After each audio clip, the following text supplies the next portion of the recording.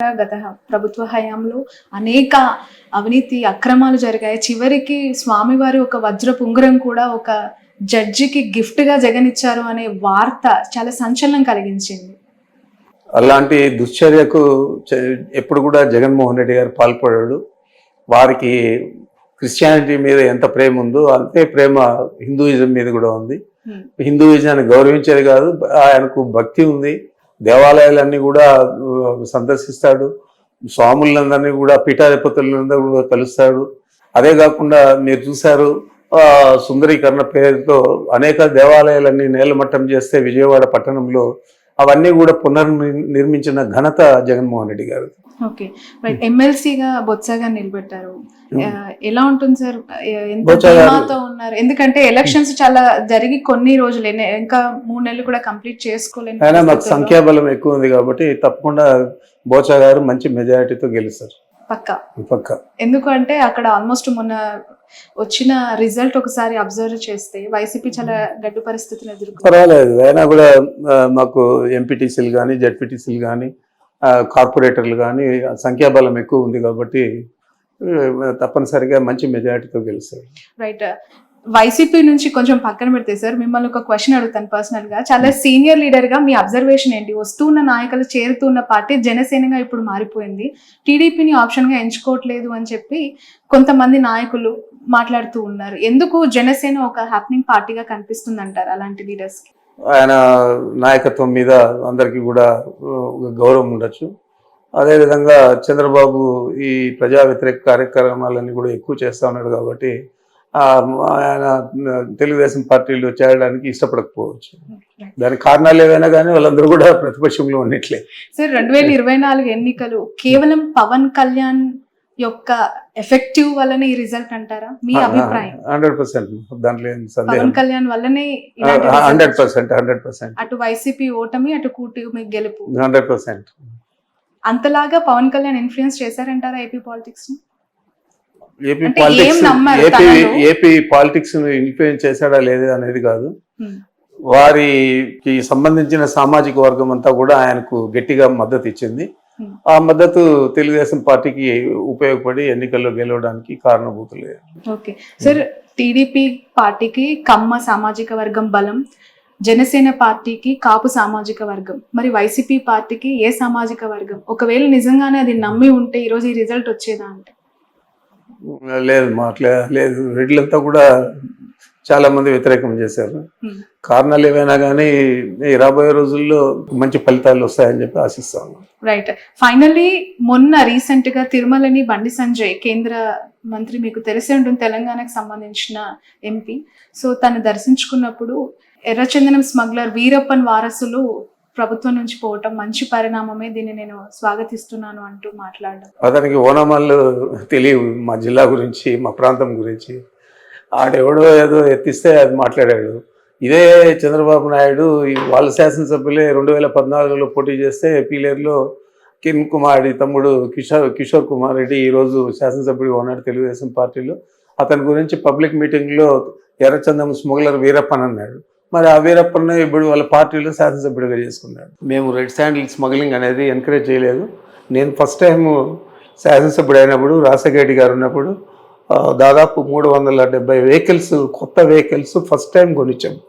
అంతవరకు పాత బండ్లు ఇండిపెండెన్స్ అప్పటి నుంచి ఉండేటివన్నీ ఉన్నాయి తప్ప కొత్తవి లేవు. కొనేదే కాకుండా 24 డిఎఫ్ఓలు అంటే ఫారెస్ట్ డివిజన్స్, ఆ డివిజనల్ ఫారెస్ట్ దీనికి 1+4 ఆర్మ్డ్ ఫోర్స్ ఇచ్చాము. ఆర్మ్డ్ ఫోర్స్ ఇచ్చి వాళ్లకు సెక్యూరిటీగా ఇచ్చి రెడ్ శాండిల్ స్మగ్లింగ్ అరికట్టేదానికి కృషి చేసాము. చేసేదే కాకుండా చాలా మంది మీద అప్పుడు పీడీ యాక్ట్ కూడా పెట్టాము. మరి అదంతా కూడా ప్రజలకందరికీ తెలుసు, మనం ఏ విధంగా పనిచేసామని తెలుసు. అంటే మీ పరిపాలన వీరప్పన్ లాగా ఉండింది అని తన అభిప్రాయపడ్డారు. అదే నేను చెప్తున్నా, అతనికి ఓనమాలు తెలియదు, జిల్లా గురించి తెలియదు, మా రాయలసీమ ప్రాంతం గురించి తెలియదు. ఎవడో ఏదో చెప్పిస్తే అది ఊతబలికి మాట్లాడాడు. మరి దురదృష్టకరం. రైట్ సార్, ఏ రాజకీయ నాయకుడైనా రాజకీయాల్లోకి వచ్చిన తర్వాత ప్రత్యర్థి అంటూ ఉంటారు. గెలుపు ఓటమి ఖచ్చితంగా అవి అనివార్యం. ఒకరికి గెలిస్తే మరొకరు ఓడిపోవటం అనేది అనివార్యం, ఇప్పుడు చూస్తున్నాం. కానీ మీకు చంద్రబాబు నాయుడుకి మీరు చదువుకునే దశ నుంచే గొడవలు ఉన్నాయి అని, ఏంటి సార్ అసలు ఎందుకు కొట్టాల్సి వచ్చింది? ఇప్పటి వరకు ఆ కొట్టిన ఇష్యూని ఇంకా కంటిన్యూ చేస్తున్నారు అనేది జగన్ గారు చేసిన కమెంట్. ఎందుకు కొట్టారు? అది నాకైతే గుర్తులేదు. అది ఇప్పుడు స్టూడెంట్ డేస్లో ఎమోషన్స్, సంతోషం, కోపం అన్నీ ఉంటాయి. బట్ అప్పటికి ఇప్పటికి పరిపక్వం చెందిన తర్వాత అలాంటి విషయాలన్నీ కూడా మనం మాట్లాడడం మంచిది కాదు. రైట్. చంద్రబాబు నాయుడు గారు మీరు క్లాస్మేట్సా సార్, లేదంటే సీనియర్ జూనియర్ కైండ్ ఆఫ్? ఆయన నాకు senior. 1 year సీనియరా? 2 years senior. Okay, right sir. Final 1 question. కాసేపటి క్రితమే ఏపీ హోమ్ మినిస్టర్ని వైఎస్ సునీత గారు కలవడం జరిగింది వివేక హత్య కేసుకు సంబంధించి డెవలప్మెంట్స్ విషయంలో. ఎలా చూడాలి సార్ ఆ ఇష్యూ? ఫ్యామిలీ ఇష్యూ ఎప్పటికైనా సాల్వ్ అవుతుందని నమ్ముతారు? ఎందుకంటే మీరు చాలా ఫ్యామిలీకి దగ్గరగా ఉన్న సీనియర్ లీడర్. ఒకవైపు షర్మిల చేస్తున్న కమెంట్స్, ఒకవైపు సునీత చేస్తున్న అలిగేషన్స్ ని జగన్ గారు సార్ట్అవుట్ చేసే ఆలోచన ఏమైనా ఉందంటారు? మరి ఆయన ఆలోచన నాకు తెలియదు, కానీ వీరిద్దరూ కూడా ఈ మొదటి నుంచి కూడా జగన్ గారిని టార్గెట్ చేసి ఈ కేసును పైకి తీసుకొస్తున్నారు తప్ప వేరే ఆలోచన లేదు.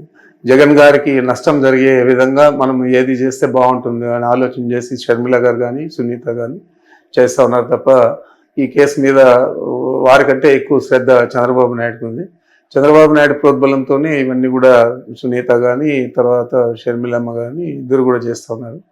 మరి ఇది వారి కుటుంబానికి సంబంధించిన విషయమైనా కూడా దీన్ని రాజకీయంగా రాష్ట్రం అంతా కూడా ప్రజల్ని నమ్మించే విధంగా వాళ్ళు ప్రయత్నం చేస్తూ ఉన్నారు. ఇదంతా కూడా చంద్రబాబు నాయుడు స్కెచ్ తప్ప వేరే కాదు. ఓకే, ఖచ్చితంగా షర్మిల గారు వెనుక చంద్రబాబు నాయుడు గారు మాట్లాడే మాటలు కానీ ఆమె పబ్లిక్ మీటింగ్స్ లో చెప్పే విషయాలు కానీ ఇవన్నీ కూడా చంద్రబాబు దగ్గర నుంచి వచ్చేటే తప్ప సొంత ఆలోచన అనుకుందని నేను అనుకోవడం లేదు.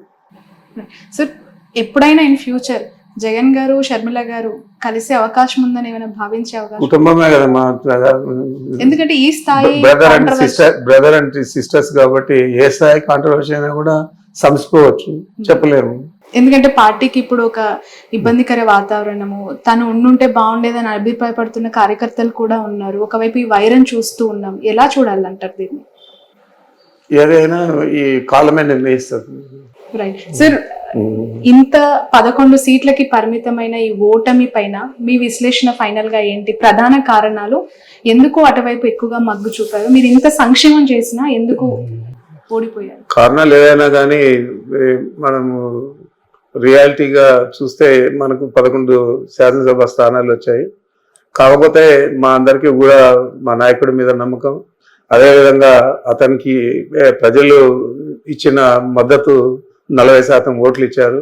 అందరూ కలిసి కూడా 5-6% తేడాతోనే ప్రభుత్వాన్ని సాధించారు. ఒకటే 40% సీట్లు తెచ్చుకున్నాడు. కాబట్టి ఈ ప్రభుత్వం చాలా అనతి కాలంలోనే, చాలా తక్కువ సమయంలోనే ఇంకా ఎక్కువ అన్పాపులర్ అవుతుంది. తప్పకుండా ప్రజలందరూ విశ్వాసం తప్పకుండా చూరగొని ఆయన ఇంతకంటే ఎక్కువ మెజారిటీతో మళ్ళీ తిరిగి ప్రభుత్వాన్ని ఏర్పాటు చేస్తాడని నమ్మకం నాకుంది. Thank you so much sir. Okay.